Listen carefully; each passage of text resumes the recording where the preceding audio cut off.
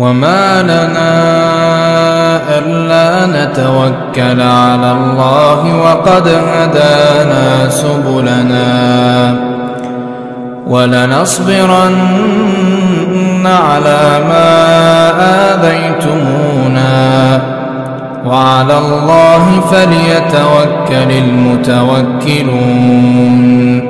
Maka pada sub pembahasan selanjutnya Syekh Shafi'ur Rahman Al-Mubarakfuri rahimahullah menjadikan satu pasal pembahasan tentang musyawarah yang dilakukan oleh petinggi-petinggi Quraisy sebagai respon terhadap dakwah terang-terangannya Nabi Muhammad sallallahu alaihi wasallam.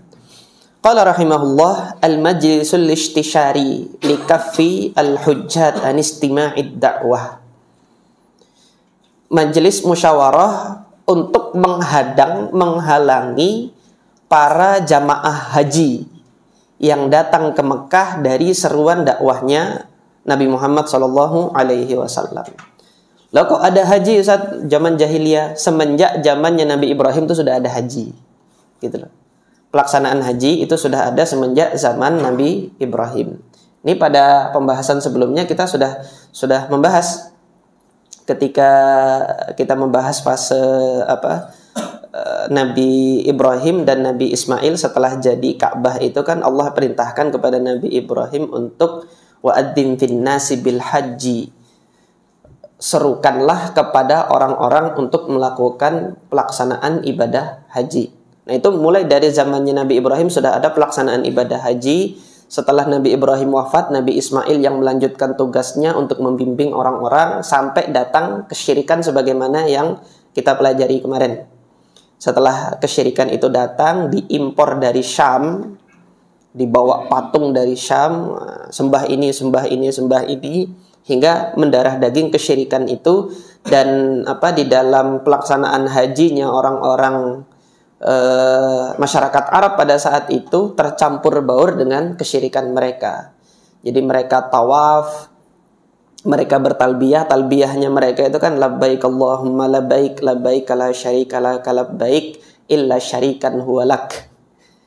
Arti dalam talbiyah itu kan ya Allah aku penuhi seruan engkau, tidak ada sekutu bagi engkau. Sama orang kafir Quraisy ditambahin kecuali sekutu yang engkau ridhoi. Kan kurang ajar nih.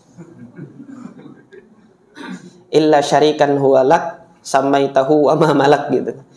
Kecuali sekutu yang engkau ridhoi sebagai sekutu engkau. Ini ditambah-tambahin sendiri sama orang Quraisy gitu. Dalam ucapan talbiyah haji mereka. Nah, ketika Rasulullah datang dan pelaksanaan haji itu sudah dilakukan nanti di tahun ke-9 Hijriah. Di tahun ke-9 Hijriah sudah bebas sebelumnya itu pelaksanaan umroh dulu. Di tahun ke-6 Hijriah pelaksanaan umroh itu sudah diserukan talbiyah itu dengan ucapan talbiyah yang bersih dari unsur-unsur kesyirikan. Nah, ini yang berkenaan dengan haji. Nah, masalahnya di mana di sini? Ayat ini turun Allah Subhanahu wa taala perintahkan untuk serukan secara terang-terangan untuk memecah keheningan di tengah-tengah dominasi kesyirikan kafir Quraisy itu gitu kan. Itu tidak lama berselang setelah itu bulan haji gitu loh.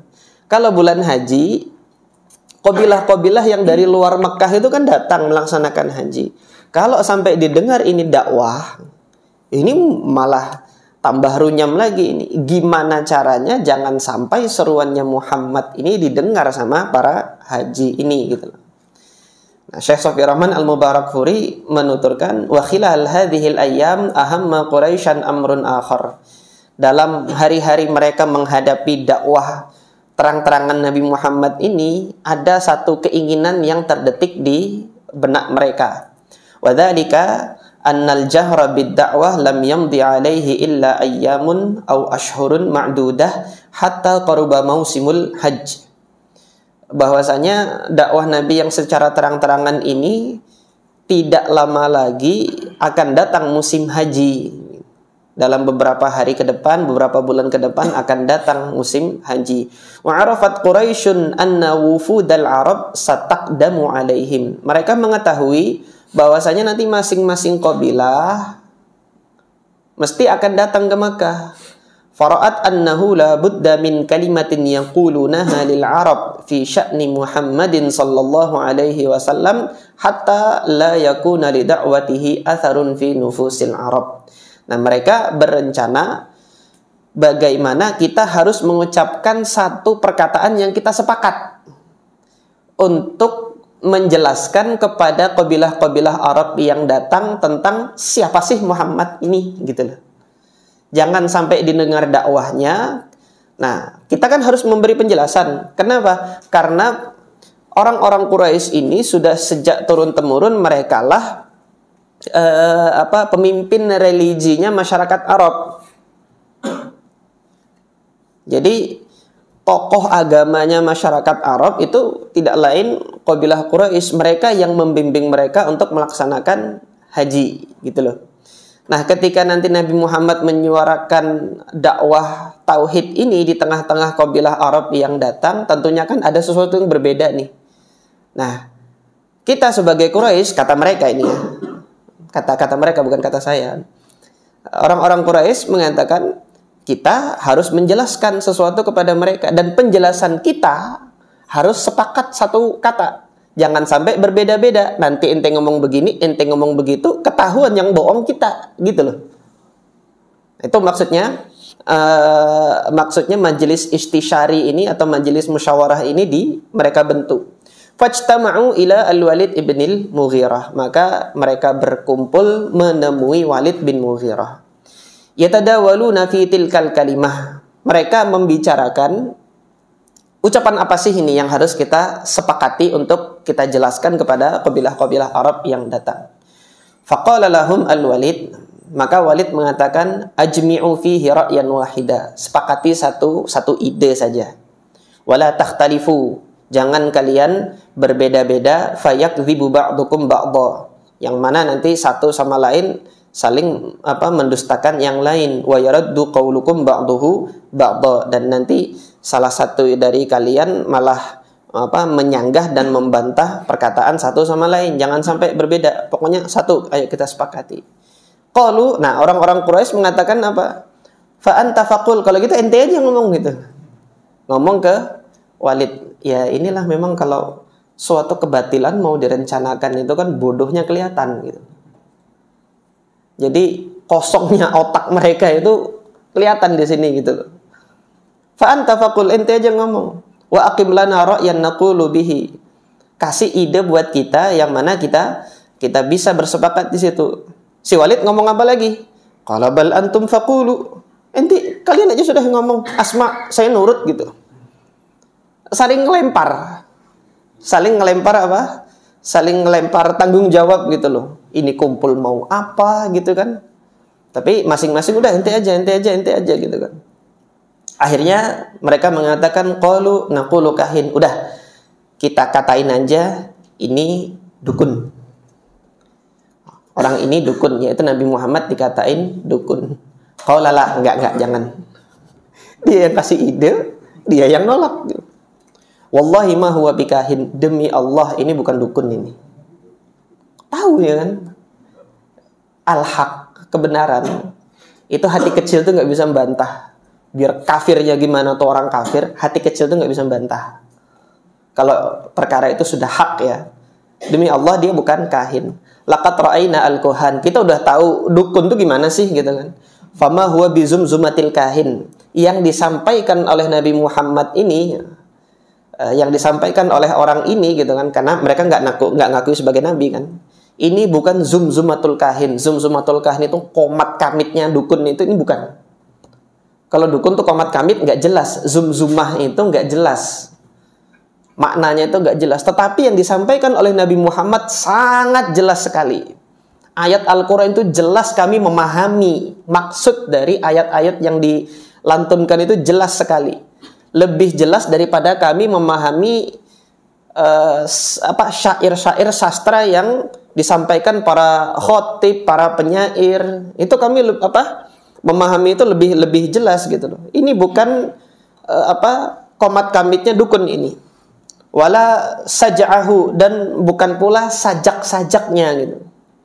Ini saya entah tidak tahu apakah dukun di masyarakat Arab jahiliyah itu ada mantranya yang seperti sajak seperti itu ya. Allah taala alam, saya nggak tahu. Kalau gitu nggak jadi dukun kan? Udah, yang kedua, opsi yang kedua, qalu fa naqul majnun. Udah, kita katain aja nih orang gila nih, majnun. Qala ma huwa bimajnun. Tapi ini orang nggak majnun, ini nggak gila ini. Laqad ra'ainal junun wa 'arafnah. Kami tahu kalau gila itu gimana ciri-cirinya. Orang Arab udah tahu. Nanti yang disangka gila malah kita gitu loh. Kalau kita ngatakan Muhammad ini gila gitu kan. Ma huwa bi khanqihi wala takhalujihi wala waswasatihi. Dia bukanlah kesempitan. Khanqun itu cekek gitu loh.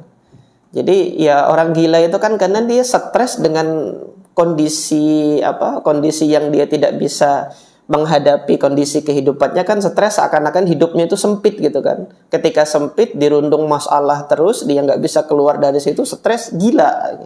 Maka disebut khanqun ini, seperti cekekan.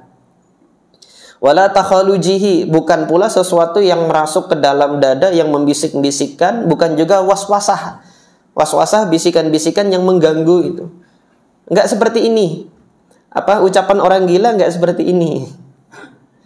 Ya sudah, qalu fa naqulu syair. Udah, kalau begitu kita katakan ini dia penyair saja. Kita katakan ini orang penyair. Qala wa ma huwa bisyair. Yang disampaikannya juga bukan syair gitu loh. Ini lebih jelas daripada syair, bukan pujangga ini. Qalu fa naqulu sahir. Ya udahlah, tukang sihir aja. Qalu ma huwa bisahir. Juga bukan tukang sihir. Laqad ra'ayna as-sahar wa sihrahum. Kami udah tahu sihir itu gimana. Fama huwa binafathihim wala uqadihim. Ini tidak sebagaimana tukang-tukang sihir itu menghembuskan tiupan-tiupannya ke dalam buhul-buhul jimatnya, itu enggak seperti ini. Enggak ditiupkan ini. Nggak pernah kita melihat Nabi Muhammad tuh membacakan ayat habis itu ditiupkan di buhul semuanya terpengaruh, nggak seperti itu. Tetapi baru dilantunkan ayat itu udah kayak ngerasuk ke dalam. Nah nanti jamaah sekalian, insya Allah kita akan sampai kepada episode di mana Nabi SAW ketika membacakan surah Fussilat itu di tengah-tengah komunitas masyarakat Arab itu, mereka semuanya tertunduk sampai tidak sadar mereka bersujud di hadapan Ka'bah. Nanti ada episodenya di sini. Jadi mereka itu ketika sudah didengarkan Al-Quran itu seperti hanyut gitu loh. Karena makanya Al-Quran itu Allah Subhanahu Wa Taala jadikan mukjizat. Nah, ini sebentar ya saya sampaikan. Mukjizat itu kan artinya yang melemahkan. Tidaklah mukjizat itu Allah jadikan di suatu kaum kecuali untuk melemahkan prestasi kaum tersebut. Di masa Fir'aun prestasinya orang-orang Mesir itu di bidang sihir. Makanya mukjizatnya Nabi Musa itu untuk melemahkan sihirnya. Orang-orang Romawi di masa Nabi Isa prestasi mereka dalam hal pengobatan. Makanya Allah jadikan mukjizatnya Nabi Isa menyembuhkan penyakit. Yang melemahkan Yang melemahkan prestasi mereka. Nah, di masa Nabi prestasinya orang-orang Arab itu adalah sastra, keindahan untayan kata-kata. Mereka punya macam-macam keindahan untayan kata, baik berupa berupa pidato, khitobah gitu, baik berupa syair dan kemudian sajak-sajak yang lain. Mereka berlomba-lomba untuk menyampaikan suatu makna, suatu pesan dengan untayan kata-kata yang indah. Nah, begitu datang untayan kata-kata yang indah ini, mereka semuanya yakin ini nggak mungkin manusia yang ngomong begini gitu. Ini mesti kata-kata zat yang menciptakan gitu. Ini untayan kalam zat yang menciptakan. Nggak mungkin manusia bisa ngomong begini gitu. Jadi mereka tahu ini bukan syair. Nggak mungkin penyair sepandai apapun bisa menyusun untayan kata-kata yang seperti ini. Nggak mungkin. Mereka sudah menegaskan ini bukan syair, bukan sihir. Mereka udah tahu itu. Akhirnya apa? Qalu famanaqul. Kalau begitu kita ngomong apa dong? Ini nggak bisa, itu nggak bisa. Qala wallahi, kata siapa? Kata Walid bin Mughirah, demi Allah, inna liqaulihi la halawah. Untayan kata-kata yang disampaikan oleh orang ini memang sangat manis sekali. Ada halawah. Wa inna alaihi la talawah. Sungguh ada kefasihan di dalam untayan kata-katanya itu. Kita nggak bisa membantah itu, nggak bisa menolak itu. Wa inna aslahu la'idqun. Akar pondasinya itu mulianya itu sama seperti tangkai buah. Jadi akar itu kan kalau kita lihat apa ya, akar tuh di bawah nggak ada harga gitu kan. Tapi ini akar ini, harga dari akar, kalau dia itu pohon ya, kalau dia itu pohon, akarnya itu kedudukannya ya seperti tangkai buah sudah gitu.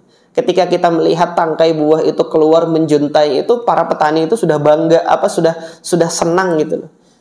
Akarnya itu senangnya orang melihat sama seperti orang senang melihat tangkai buah. Wa inna far'ahu lajunah.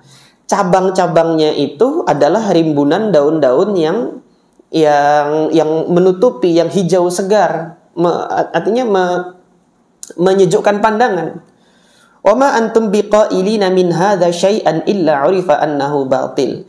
Tidaklah semua yang akan kita rencanakan, kita tuduhkan kepada orang ini kecuali akan diketahui kebatilannya. Gitu loh.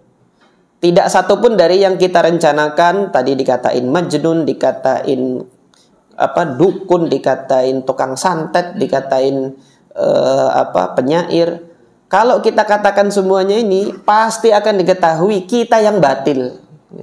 Pasti akan diketahui kita yang dusta gitu loh. Tapi ya kata Mughirah, ini memang orang dalam kebatilan tuh kalau nggak nyerah tuh ya begini gitu loh. Nah, masa kita yang beriman menyerah dengan kebenaran kita gitu. Kita sudah di atas yang hak ini, menyampaikan yang hak. Maka harusnya orang beriman yang berada di atas hak tidak boleh menyerah dengan keadaannya. Sekarang kita lihat di kesungguhannya orang kafir memperjuangkan kekufurannya seperti ini, meskipun mereka tahu itu nggak benar. Apa kata Walid bin Mughirah? Wa inna aqrabal qawli fihi la antaqulu sahir. Tapi yang paling dekat, yang kira-kira masih bisa ditolerir, kebatilan ditolerir. Katain dia tukang sihir, itu yang paling